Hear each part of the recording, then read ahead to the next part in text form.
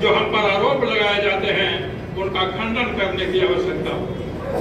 तो हम सभी क्षेत्रों में हमारी भारतीय जनता पार्टी और हमारे प्रधानमंत्री श्री नरेंद्र भाई मोदी जी और बिहार में भी जो हमारी सरकार है, एनडीए की सरकार, उनकी तमाम उपलब्धियां ऐसी हैं जिनको घंटों बखान किया जा सकता है। हमारी सरकार जहां एक और राम मंदिर का निर्माण कर रही है, मंदिरों के संरचना और संरक्षा की रही है, वहीं हम मेडिकल कॉलेज और इंडियन एम्स जैसे संस्थान भी बना रहे हैं। हम केवल मंदिर ही नहीं बना रहे, हम एम्स ही बना रहे हैं। हम गरीबों को अनाज दे रहे हैं तो हम विकास भी कर रहे हैं, और विकास ऐसा कि जिस इंग्लैंड ने हम पर 190 वर्षों तक शासन किया था, हम इंग्लैंड के शासन में रहे हैं 190 वर्षों तक। नरेंद्र मोदी जी के आने के पहले भारत का स्थान दुनिया में 11वें स्थान पर था। आज उस इंग्लैंड को पराजित करके नरेंद्र मोदी जी के नेतृत्व में भारत आज 5वीं अर्थव्यवस्था बन गया है। हम ऐसे महान पार्टी के सदस्य, तो हम मंदिर भी बना रहे हैं और मेडिकल कॉलेज भी बना रहे हैं। हम नदियों की, गंगा की सफाई भी कर रहे हैं, तो हम इंजीनियरिंग कॉलेज भी बना रहे हैं। सारे चीज अभी तक अमेरिका भी चंद्रमा पर सॉफ्ट लैंडिंग दक्षिणी ध्रुव पर नहीं गया है, लेकिन आदरणीय प्रधानमंत्री नरेंद्र भाई मोदी जी के नेतृत्व में हम अगर गरीबों को घर पेट अनाज का व्यवस्था किया है, तो हम चांद पर भी तिरंगा लहराने का काम किया है, यानी कि हम सर्वांगीण विकास कर। हम ऐसी पार्टी के सदस्य हैं जिसका राष्ट्रवाद में भरोसा है। और राष्ट्रवाद क्या है? हमारे राष्ट्रवाद की अनेकों विद्वानों ने परिभाषा दी है। हम राष्ट्रवाद में भरोसा करते हैं, लेकिन राष्ट्रवाद का जो सबसे सरल परिभाषा हो सकता है, जो भाई जनार्दन सिंह सिग्रीवाल जी ने कहा कि नेशन फर्स्ट, राष्ट्र प्रथम, जो व्यक्ति मानता है वह राष्ट्रवादी है। तो भारतीय जनता पार्टी के लिए भारत प्रथम है, और ये प्रथम मानने वाले हम लोग हैं, तो हम राष्ट्रवादी हैं। हमारी मान्यता है कि तेरा वैभव अमर रहे माँ, हम दिल चार रहे न रहे। माँ, जो भारत माता जो झंडा ली हुई है, उसका वैभव बढ़ता रहे। हमारा लाइफ तो 2-4 दिन का है, हम रहे या नहीं रहे माँ, लेकिन आपका वैभव बढ़ता रहे। इस विचारधारा को मानने वाले लोग राष्ट्रवादी हैं। हम सांस्कृतिक राष्ट्रवादी हैं। राष्ट्रवाद भी दुनिया में कई प्रकार का है।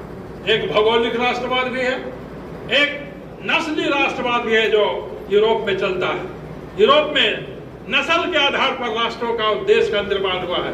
हम सांस्कृतिक राष्ट्रवाद में भरोसा रखते हैं, यानी राष्ट्र को जो सबसे प्रबल शक्ति है, जो आत्मा है, जो भारत की आत्मा है, धर्म है, और हमारा जो उसका विस्तृत रूप है, संस्कृति है।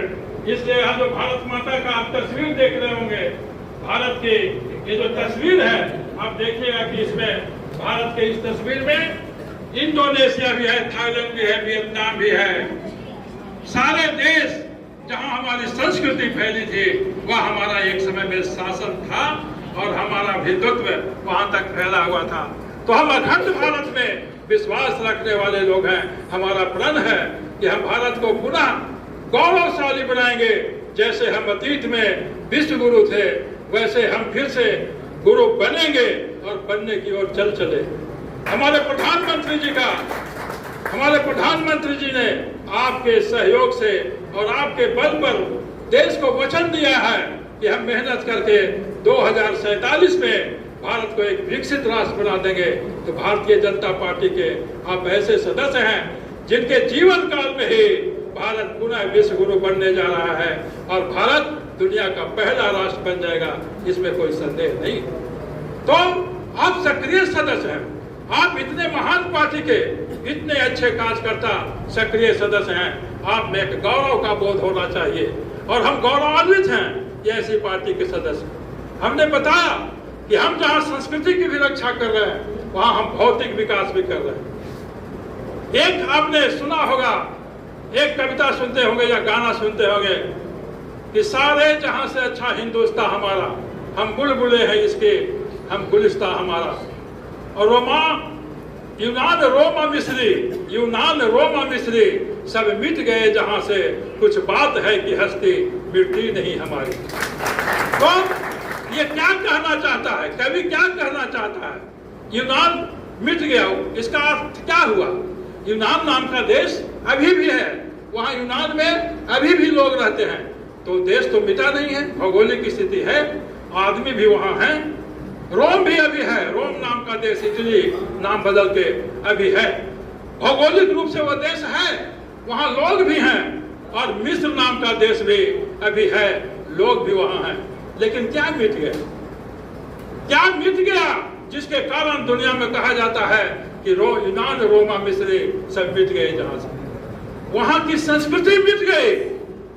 जो देश है, जो वहां की संस्कृति थी, देश रह गया।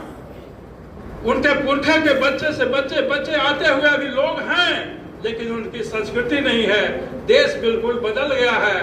पहले कौन सा धर्म, कौन सी संस्कृति थी, आज वो नहीं है। लेकिन भारत जो हजारों साल से एक है और आज भी एक है, इसका भौगोलिक स्वरूप भले ही थोड़ा कटा है, वह भी हमारे कमजोरियों से कटा है और खास करके कांग्रेसियों के कारण कटा है।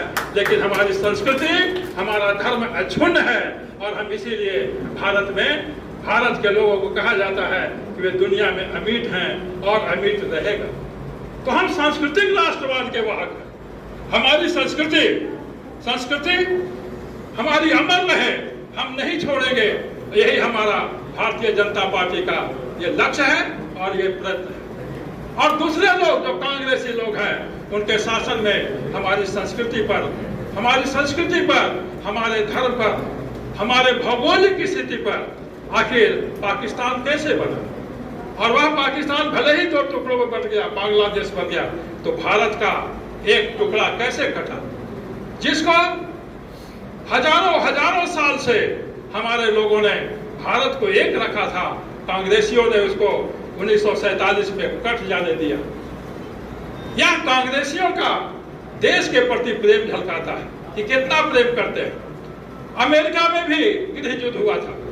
अमेरिका में 1861 में अमेरिका जो भी देश का, दुनिया का सबसे बड़ा राष्ट्र है, वहां गुलामी प्रथा का अंत किया गया। गुलामी, अब्राहम लिंकन ने गुलामी प्रथा का अंत किया और गुलामों से, जो वहां का दक्षिणी राज्य सब है, दक्षिणी राज्य, अमेरिका में 50 राज्य है, जैसे भारत में अपना 35 राज्य है यूनियन टेरिटरी, अमेरिका में 50 राज्य है।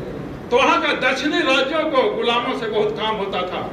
दक्षिणी राज्य ने कहा कि हम अमेरिका से हट जा रहे हैं, हम अलग देश बनाएंगे।